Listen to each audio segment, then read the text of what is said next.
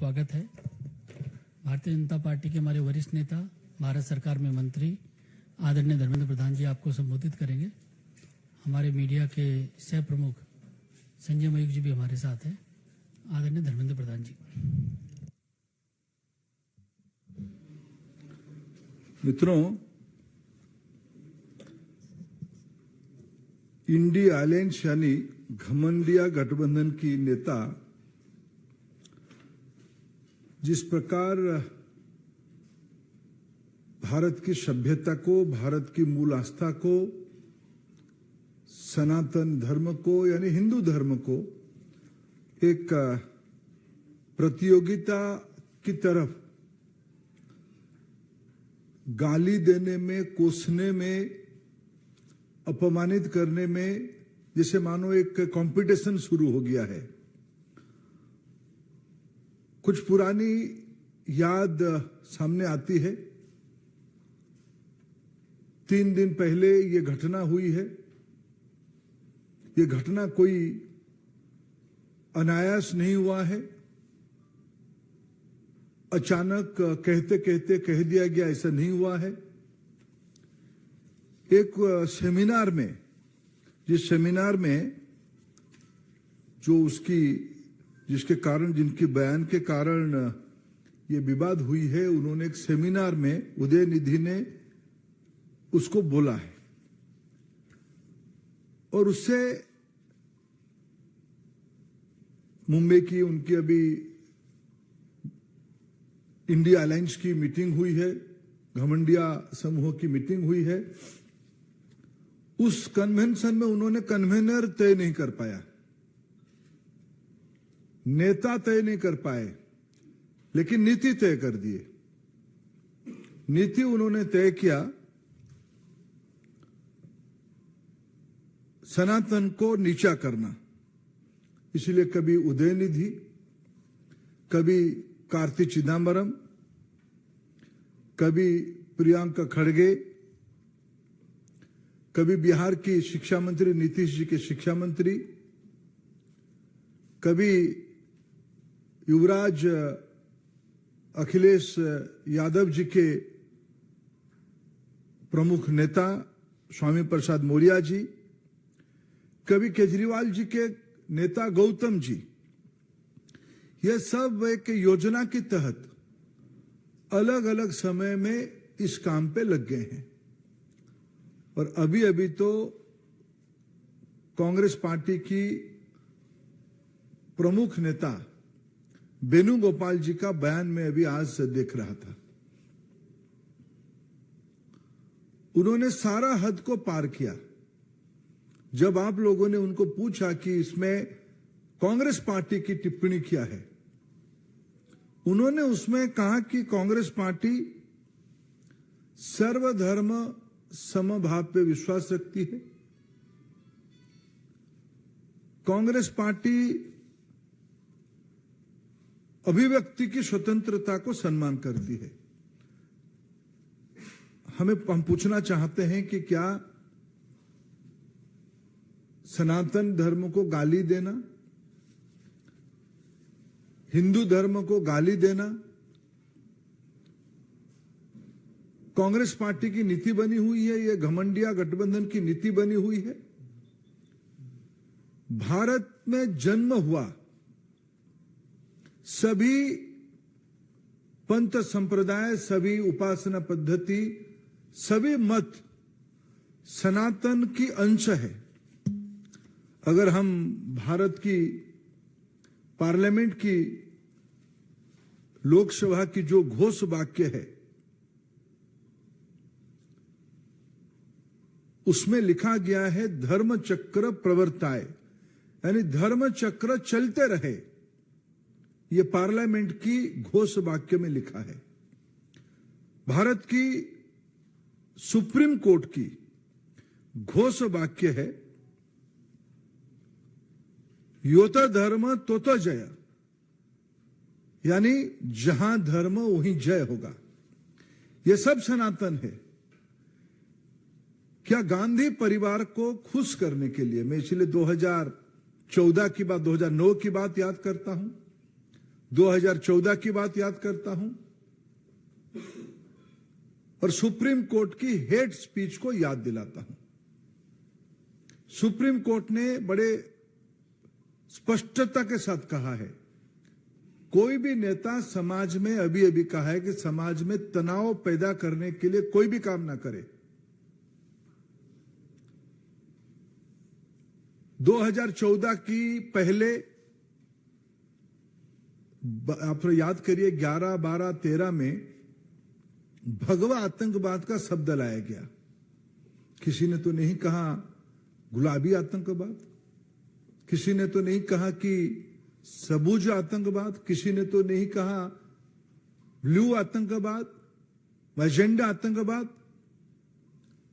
आपने क्यों कहा था भगवा आतंकवाद? क्यों? आपकी पैर के नीचे जमीन जा चुकी थी, आपको इसके अंदेशा लग गया था। इसलिए समाज में तनाव बढ़ाने के लिए, समाज में विद्वेष बढ़े, आपने जानबूझ के एक नैरेटिव सेट किया। हम लोग कोई ना भूले, विदेश में जाके ये बात कही गई थी कि हिंदुत्व को डिसमेंटल करने की वर्कशॉप की जाती, उसकी पुनरावृत्ति अभी हो रही है। अभी देश की सर्व समाज की लोगों ने, सभी जाति संप्रदाय पंथ के लोगों ने जब एकजुट होके एक कल्याणकारी व्यवस्था के साथ खड़े हैं, ये वंशवादी नेताओं को ये पच नहीं रहा है। इसलिए पुनः उन्होंने पुराना स्टोरी लाइन को लाने के लिए काम किया है। ये नफरत की दुकान चलाने वाले लोग, ये कहते हैं हम महवत की दुकान चलाते हैं, ये नफरत की दुकान चलाने वाले लोग, ये अंग्रेजों से ये गुण उनमें अभी भी बचा है। फूट करो और राज चलाओ, डिवाइड एंड रूल पॉलिसी के तहत समाज में विद्वेष खड़ा करो और एक तबके को पकड़ के भय खड़ा करके राज करो। इसमें अभी तक आश्चर्य की बात है, राहुल गांधी चुप है। वो तो मंदिर जाने वाले हैं, वो तो कभी कभी तिलक भी लगाते हैं, जनेऊ भी पहनते हैं। तब भी हम लोगों ने कहा था ये भ्रम है, ये नाटक है। अभी जब चुनाव नजदीक आ रहा है, उनकी नाटक और स्पष्ट हो रहा है। इनको सनातन धर्म की एकता पे डर पैदा हुआ है। इनके पास, इस राजकुमार समूहों के अंदर, इस वंशवादियों के पास कोई तत्व नहीं है। ये कोई, इसलिए हमें कोई आश्चर्य नहीं हो रहा है।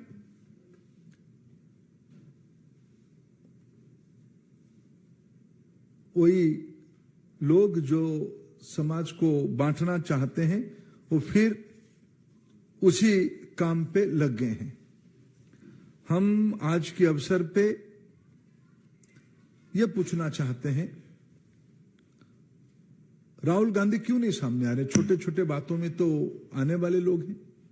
3 दिन हो गया, भारत की अस्मिता, भारत की मूल विचारधारा, भारतीयता पे आक्रमण हो रहा है। और मैंने तो कल कहा था, जहां से ये आवाज आई, पहला चेन्नई से ये सेमिनार में आई आवाज, वो सच में घबराए हुए हैं। जब काशी तमिल संगमम आयोजन किया गया, तब अनुभव हुआ तमिलनाडु की सर्व समाज की श्रद्धा काशी विश्वनाथ जी से जुड़ा हुआ है। सर्व समाज में जब कहता हूं, सर्व समाज, जिनको तमिलनाडु के बारे में धारणा नहीं है,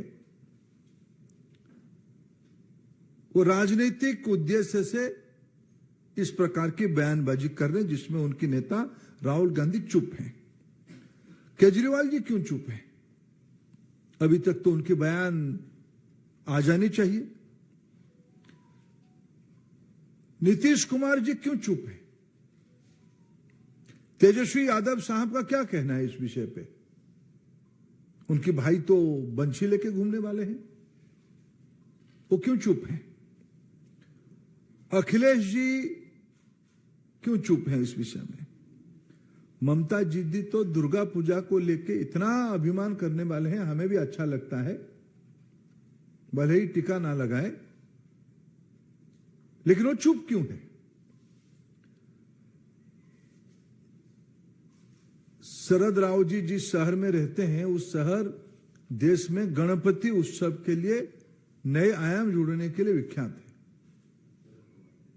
शरद पवार जी, श्रद्धा से उनको, शरद राव जी बड़े लोग, बड़े आदमी हैं, मेरा भी श्रद्धा है व्यक्तिगत रूप में, लेकिन वो चुप क्यों है?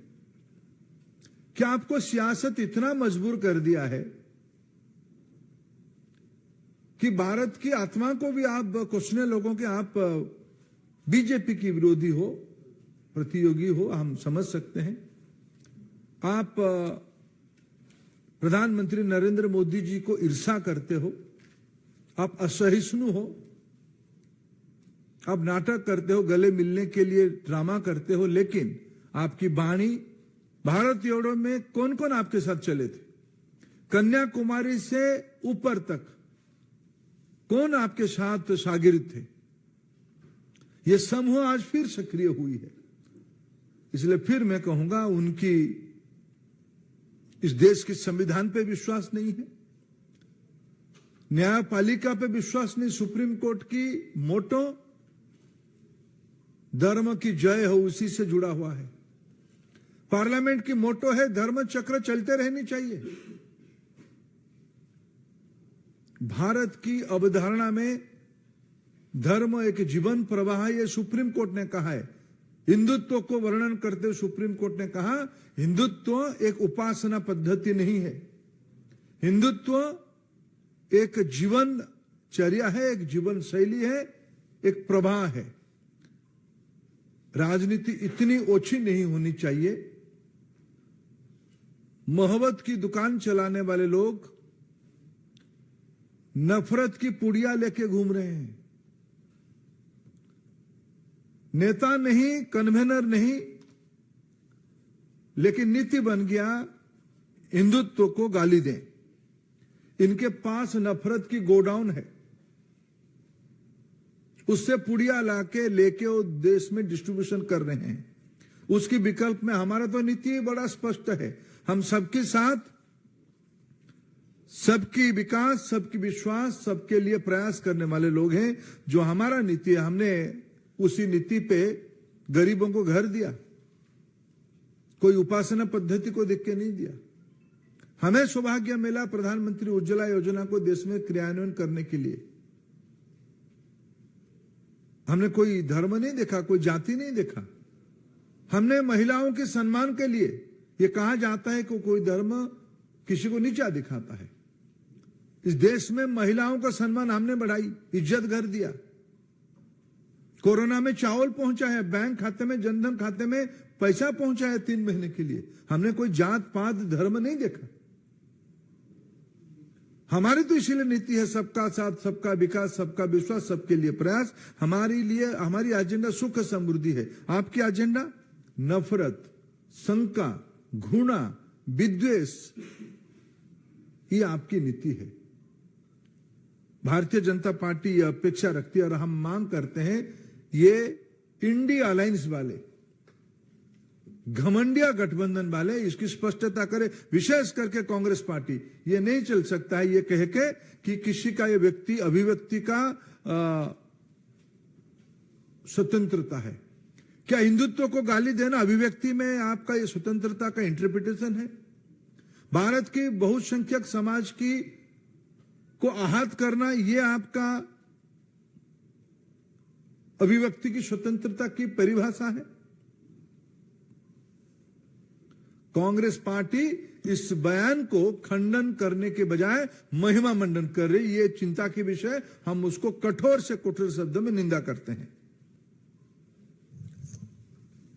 सुजीत ठाकुर, दैनिक भास्कर। दूसरे दल हैं जो भी हिंदुत्व को लेकर उनकी स्थिति कभी स्पष्ट नहीं है, कभी गाली देते हैं, कभी साथ देते हैं, बिल्कुल साथ है। लेकिन यहाँ तक भाजपा का बहुत स्टैंड क्लियर रहता है। मेरा सवाल सीधा है कि तमिलनाडु से बात हो रही है, पेरियार की आलोचना आप लोग क्यों नहीं करते हैं? देखो हमें दूसरा बात है, आडवाणी जी बार बार बोल चुके हैं कि हिंदू धर्म सनातन धर्म वही है, यहाँ चार बात जो ईश्वर को नहीं मानते उनका साथ में होगी। आपने उसके खुद ही आंसर दिया।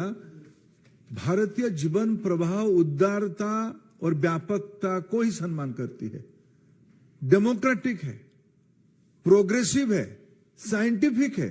आलोचना में हमारी निंदा नहीं है, असहमति नहीं है, लेकिन घृणा पैदा करना, विद्वेष पैदा करना, राजनीति से प्रेरित होकर करना, माइनॉरिटीज़म खड़ा करके डर पैदा कराना, इसमें हमारी आपत्ति है। हम समाज में विद्वेष नहीं चाहते हैं, हम चाहते हैं सबकी विकास हो। नीरज पांडे, एबीपी।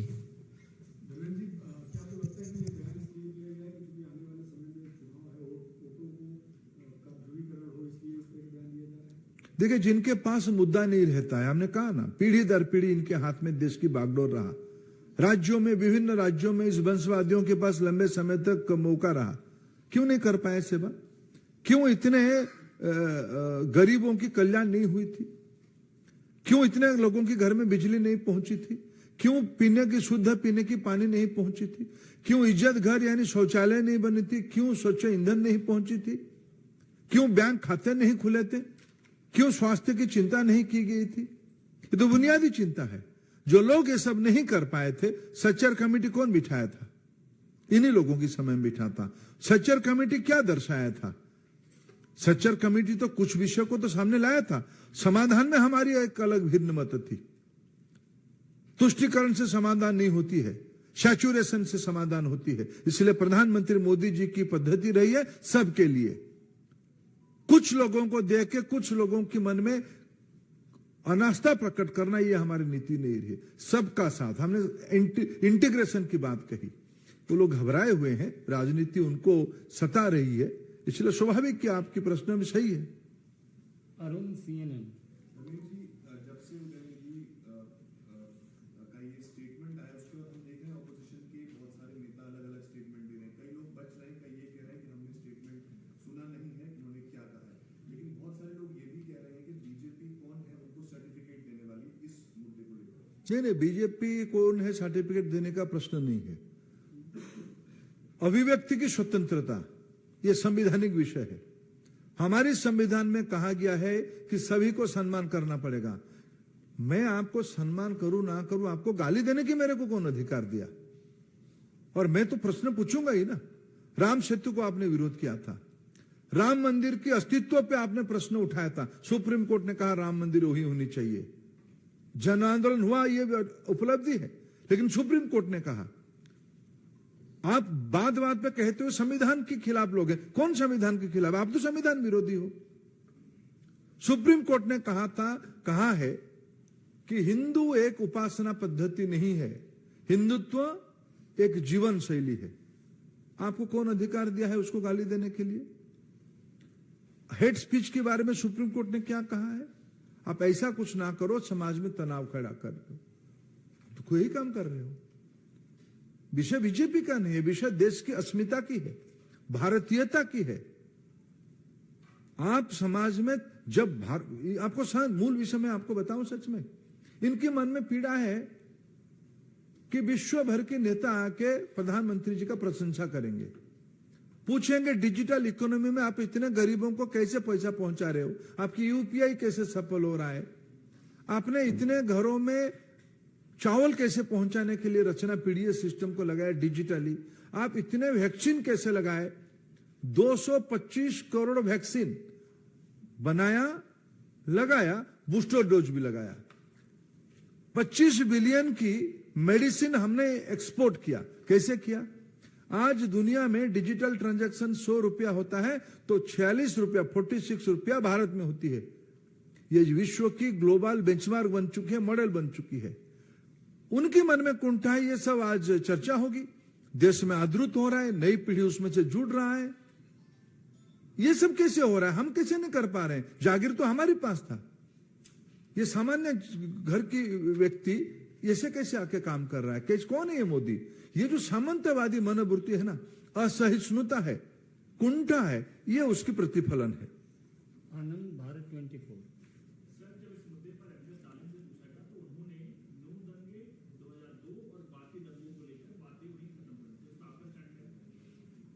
देखिए, उनके घर में मैं तो आज एक विषय आपको याद दिलाऊं। अगर उदय निधि, नाम क्या है? उदय और निधि, अगर अपनी मां को पूछ लेते कि मां मैं ये कहने जा रहा हूं, मां को मैं मेरा बड़ा आदर करता हूं, आदरणीय स्टालिन जी की धर्मपत्नी को, नाम है दुर्गा जी, रोज शक्ति का दर्शन करते हैं। ये भारतीयता है। अगर थोड़ा बहुत पूछ लेते ना, दंगा 2014 के बाद भारत में नहीं के बराबर है। आज भाईचारा की सरकार है, विकास की सरकार है, सौहार्द की सरकार है।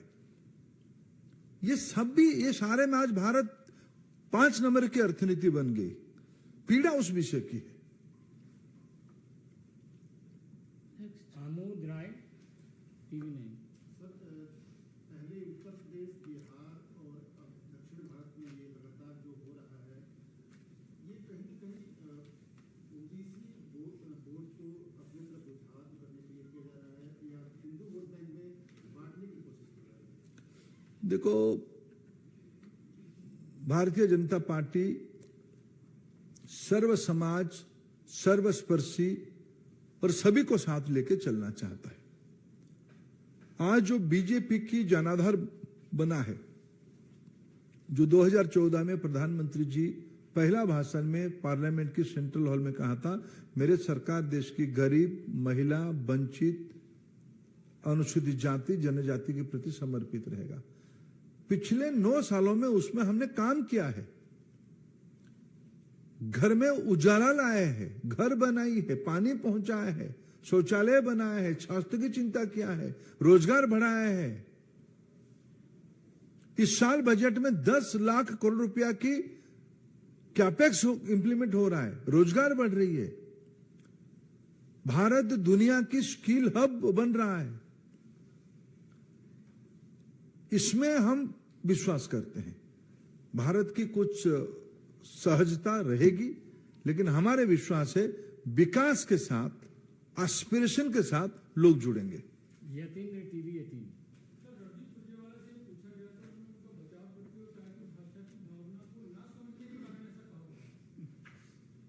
किसकी? वेणुगोपाल जी के? नहीं, मैं तो वेणुगोपाल जी का पूछ रहा हूं। क्या चुप रहना एक भाषा है? राहुल गांधी जी क्यों चुप हैं? रणजीत सुरजेवाला साहब बताएं। अभी मैं कार्तिक चिदम्बरम जी, उनकी तो भाषा की कोई इश्यू नहीं है। उन्होंने क्या कहा है, मैं अगर पढ़ूं थोड़ा 2 मिनट मेरे को, जो कार्तिक चिदम्बरम जी की जो बयान आई है उसको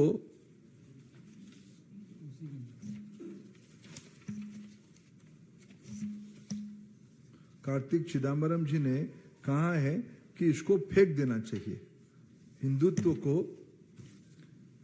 सनातन धर्म को छोड़ देनी चाहिए। यह भाषा का विषय नहीं है। आपके मन में घोर कुंठा है, आप असहिष्णु हो, आप अगणतांत्रिक हो, आप जिन्होंने मत दिया है मोदी जी के साथ, आप उनकी विरोधी हो, आप लोग विरोधी हो। विषय भाषा का नहीं है। और ये कोई ऑफ कप स्टेटमेंट नहीं था, ये सोची समझी स्टेटमेंट था। Piyush Tripathi, India TV. मेरा सवाल ये है कि जो आरोप आप लगा रहे हैं कि नीतीश यादव चुप है, अखिलेश चुप है, राहुल गांधी चुप है, आपको लगता है कि वो इसलिए चुप है कि आगे आने चुनाव या 2024 के चुनाव में एक वोट बैंक नाराज ना हो जाए, इसलिए वो अपनी बात नहीं रख रहे? देखिए, उनकी नीति, मैंने कहा 2009 की एक स्टेटमेंट में आपको, मैं इतना पुराना बात नहीं उठाना चाहता, लेकिन आपने कहा तो 2009 की मैंने राहुल गांधी जी की एक विदेश में, फिर यही नहीं, विदेश में मैंने एक स्टेटमेंट देख रहा था। 2016-17 में अमेरिका में जाके एक स्टेटमेंट दिए। आए दिन जब विदेश जाते हैं वहां उनको हिंदुत्व डिसमेंटल करना, भगवा आतंकवाद के बारे में वर्णन करना। कभी उन्होंने पिंक रिवॉल्यूशन के बारे में कहा है क्या? कभी उन्होंने ब्लू रिवॉल्यूशन के बारे में कहा है क्या? ब्लू आतंकवाद के बारे में कहा है क्या? पिंक आतंकवाद के बारे में कहा है क्या? भगवा क्यों? ये तो एक सोची समझी, मैंने फिर इसको उनकी जो मोहब्बत की दुकान की भाषा में कहूं, नफरत की गोडाउन और घृणा की पुड़िया बेचने वाले लोग हैं। मोहित भट्ट, टाइम्स नाउ। सर, सुबह से सर जब से बीजेपी ने काफी मुद्दा उठाए हैं कि उदयनिधि स्टालिन के बयान कम हो गए हैं, वो मीडिया से भाग रहे हैं। टाइम्स नाउ ने जब उनको एयरपोर्ट पे सर कंसर्न किया तो रिपोर्टर्स के साथ जो है पुलिस वालों ने बदतमीजी किया, वहां पे सर सवाल पूछने नहीं दिया। उदयनिधि स्टालिन सर भागते जा रहे हैं सवालों से और पुलिस पहुंचने नहीं दे रही है सर मीडिया को उनके पास। कैसे देखेंगे? जनता से कहां भागेंगे? पुलिस से तो पुलिस की उनकी राज्य की पुलिस से वो मैनेज कर लेंगे, जनता से कहां भागेंगे? और आप कहां छोड़ोगे? नंदिता जी लास्ट नहीं